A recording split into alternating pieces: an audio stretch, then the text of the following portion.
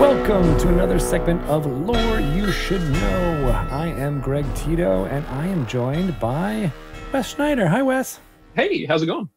Very excited to talk to you about Har'akir, and this is where we discuss little bits of Dungeons & Dragons lore that you can use in your game if you're a dungeon master, or just to know for your own edification. And in celebration of Van Richten's Guide to Ravenloft coming out on May 18th, I've been talking to Wes about different domains of dread, and now is our time to talk about Harakir. Yeah. What is going on in Harakir? So, the domains of dread have always had certain sort of characters, certain sort of tropes that they gravitate to. And, let's just be honest, classic horror movies have always been one of those. You've got your Dracula domain, you've got your Frankenstein domain, but among those is also your classic The Mummy style domain. And that's represented by the domain of Harakir and its Dark Lord, the excessively immortal Pharaoh Ankhtapat. Oh, all right. So when you're saying The Mummy, you're not necessarily saying the Brendan Fraser vehicle from the 90s, but you're talking about the lore of the old Universal Mummy films from, the 20s and 30s, right? Yeah, Ravenloft has always definitely been inspired by, not just Gothic literature, but clearly, Hammer horror films and just all of the pulpy over the top stories of the 50s and 60s. So yeah, they're in past editions, Pharaoh Ankhtapat has always come across as a very sort of Boris Karloff with a toilet paper wrapping sort of vibe to him. With Van Richten's Guide, we've wanted to go a little bit beyond there is a creepy pyramid, there is something dead and ancient inside, and go with something that's a bit more fantasy, a bit more D&D, and a bit more, in some cases, a bit more Necropolis extreme. Oh, well, that's exciting. So, I mean, will fans who have a love of Egyptology see parallels here in our description of Harakir? In all honesty, if you're coming to Harakir and you're looking for a masterclass in ancient Egypt or Egyptology, no, you're not going to find it. So, yes, there are ancient monuments. Yes, there are pyramids. Yes, there is a character whose honorific is Pharaoh. But this is, even though this takes some of those trappings, it is not. You will not find. You will not find specifics that you might have seen from something like the movies, like the Mummy movies, or certainly not from too terribly much from Egyptian mythology. Those are inspirations, but once again, this is a domain of dread, so it's meant to be a sinister reflection of all of that. Interesting. As long as there's a Scorpion King around, I'll be happy.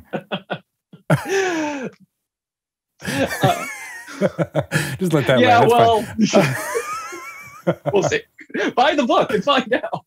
Ooh, all right. Well, I like that even better. There could be something cooking. Can you smell what's cooking? I don't know. God, I'm great. So Harakir, with that background, what are some of the horror tropes that are present in our description of it in Van Richten's? So, couple of different angles on Harakir. The most basic of them is it is a desert realm. So the land itself is inhospitable to mortal life. So the pockets of civilization are relatively few within this vast desert.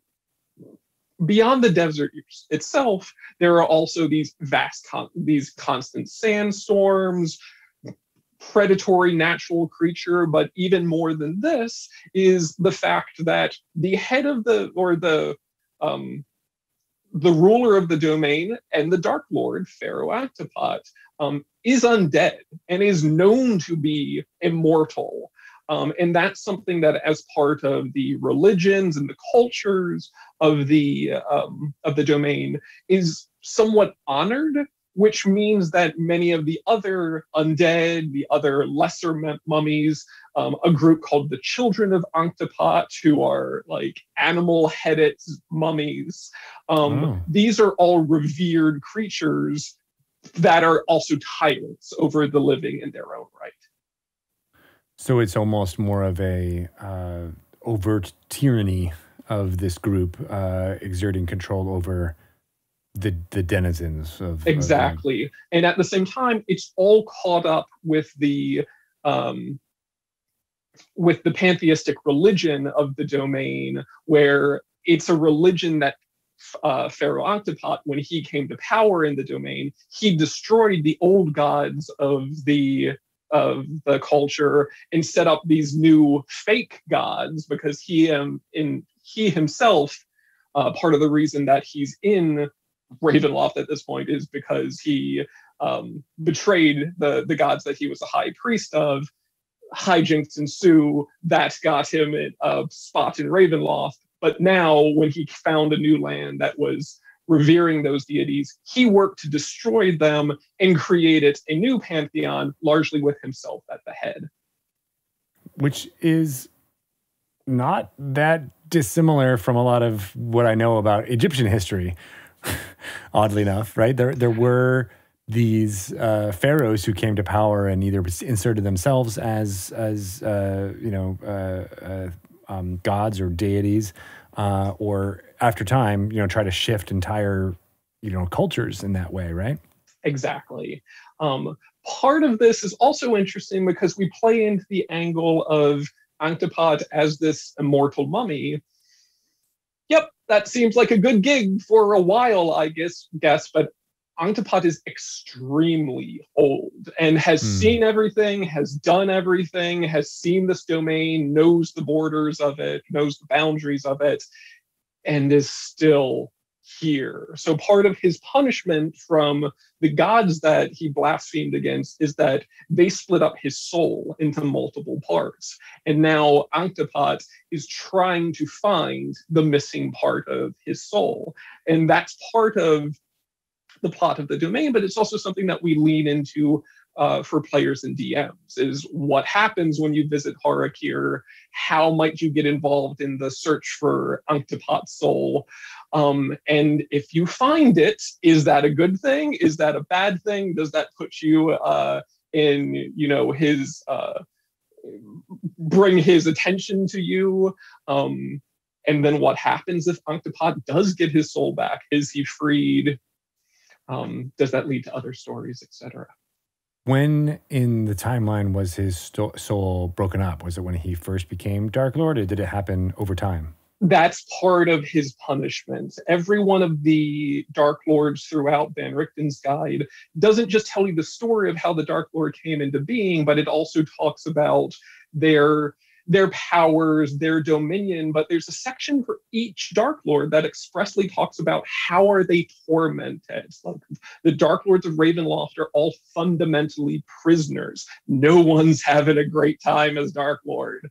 And part of what is making Octopot a tortured soul is that, to an extent, he just wants to be done with existing. He's done it all. He's seen it all. He hates being a mummy for the 18th millennia. How does he not so much make amends with the gods that he offended, but just sort of circumvents them and gets another chance at finally moving on to, even if not a final piece, at least a finality, and that's what he's searching for. So it's an immortal undead figure who is longing for death. Yes, absolutely, and is completely supported by a series of faiths that put him at the head, and people who are subservient to all of that, and he's got it all. And just wants to be out of it. Wow. Yeah, you're right, because he is at the apex of society, right? In this thing, he's the pharaoh, and that's not what you want. Right? You can't buy love, right? You can't get happiness, through being at the top. Pretty much. Yeah. It all gets boring eventually. What And what are some of his servants? What are some of the low level things that player characters might interact with on Harakir? well, there's a few different angles on that. The most noteworthy servants of Ankh-Tophat are a group called the Children of Ankh-Tophat, which are all greater mummies who are other priests that came to Harakir with him when he was drawn into the domains of dread. All of them have sort of been propped up as the figurehead slash avatars of these fictitious deities. So many of them have animalistic heads or other monstrous features that make them seem like more than just human corpses. So they're his, in many cases, lieutenants, but also over time, since Ankh-Tophat is sort of an absentee ruler, many of them have gone off and done their own things or actively oppose him or so on and so forth. One in particular, the mummy Senmet, for example, is actively working to dispose him because that's a guy that still has a ladder to climb, unlike Ankh-Tophat. Beyond this, there's a ton of other undead threats besides mummies, but you'll also run into like temple guardians and just wild creatures in the desert. The other element of this is we lean into the fantasy of a truly ancient land that is just riddled with ruins, to the extent that the desert covers a vast layer of sub-ruins that are interconnected into almost like a ruin slash dungeon underdark for the entire domain. That just, that's cool. if you go into one ruin and find the sub basement, it connects to all these other ones in this vast undead haunted labyrinth. Well, that's great for fans of dungeon crawling D&D, not even horror themed ones, but that could be really exciting for all types of storytelling. Yeah, really. Pretty much any type of dungeon or ruin that you've got could definitely find a place tied into Har'akir. Or, I mean, even if you're playing outside the domains of dread, hey, if you go into that super creepy sub basement of the Tomb of Horrors, maybe you come back out in a desert that you really don't want to be in. Ooh, that's a cool idea too, right? Like that could be the way you get through the mists to Harakir, is by dungeon delving somewhere else. Yeah, there's a discussion in the book that like the mists aren't always outside. Like sometimes you might just like, oh, why is it foggy in here all of a sudden? Or open up the closet door in your inn and being like, might be something off with the HVAC system in here. Oh, okay, now we're in Barovia. I love that you said the 8-track system, for anybody who's listening who actually knows what that is. We have dated ourselves. So that's really fascinating. Is there, the opportunity to throw, undead servants and stuff at players at any moment? Is it kind of overrun with undead? It depends on where you are. There's a couple of centers of civilization throughout the domain. There's a single city called Muhar, which is dominated by the clergy of the religions of the domain. So there, in these centers of civilizations, you're more likely to run into the living who have decided to throw themselves in with the face of the land and who ultimately serve the various undead.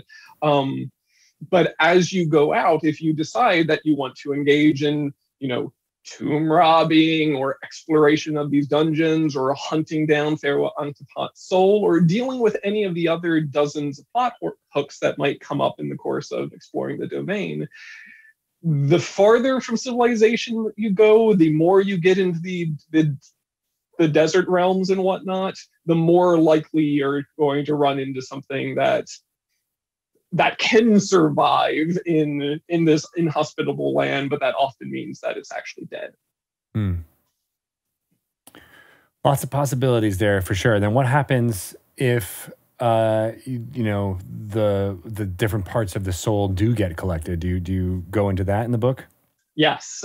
So we get into first a spectrum of possibilities for where Ankh-Topat's soul might be. Like maybe it's actually hidden in like a canoptic jar in some ruin. Maybe it takes the form of like a giant eagle that's constantly circling the sun. Maybe its soul is actually one of the player character's souls, that sort of element. But once you've got it, and if you take it to Ankh-Topat, what does he attempt to do with it? And it outlines the ritual that he would attempt to undertake to recombine that soul with his body. Probably doesn't go well for the players one way or the other. Particularly if they're already using that particular soul, but those details are there for DMs to explore. And then instead of a dark pharaoh, you'll have a dark queen. Hey, there's a whole variety of folks that would be eager to step up for it. And I mean, if the PCs want to jump in there as well, lots of opportunities for who could be the next pharaoh of Harakir. I think folks who are going to gravitate towards playing in a campaign involving Van Richten's Guide to Ravenloft would like nothing more than to immortalize their character by being the canonic new leader of Harakir. Hey, I mean, Ankh-Topat with living for, just millennia after millennia, and to the extent where he just wants to die. I mean, maybe not the best sales pitch for a mortal pharaohship, but, to each their own. Could be fun for a millennia or two. I'm sure you've known that player who's like, yes, that sounds perfect. That's what I want. I want to be the cursed mummy lord now. Yeah. Please, can I? Oh, that should be tons of fun. Well, very excited to learn more about Harakir. Folks want to pepper you with questions or just give you a virtual high five. How can they do that, Wes? The easiest way is probably on Twitter, where you can find me at FWesSchneider. Excellent. Well, looking forward to all of the scary tales that are going to be coming around the table when Van Richten's Guide to Ravenloft comes out on May 18th. And thanks a lot, Wes. Yeah, thanks for having me.